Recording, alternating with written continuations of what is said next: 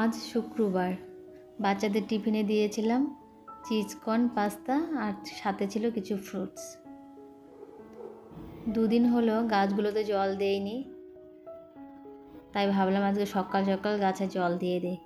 দেখো অপরাজিতা গাছটা কেমন শুকিয়ে পড়েছে। হাতে গোনা আর 4 দিন পর পয়লা বৈশাখ, তাই ভাবলাম সারা বাড়ি আজকে ক্লিন করে নেব। আর সময় নেই হাতে, কাল যেহেতু শনিবার আমাকে আজকেই করতে হবে যা করার। এত কাজ ছিল যে আমি রান্নার ভিডিওগুলো করতে পারিনি। আজকে সকাল সকাল রান্না শেষ করে ফেলেছি। কিছু গ্রোসারি আইটেম এনেছে, সেগুলোও ঢেলে নিলাম। জানো তো, প্রত্যেকবার বাচ্চাদের ফাইনাল এক্সাম হওয়ার পর আমরা কোথাও না কোথাও বেড়াতে যাই, কিন্তু এবার কোনো কারণে যেতে পারিনি।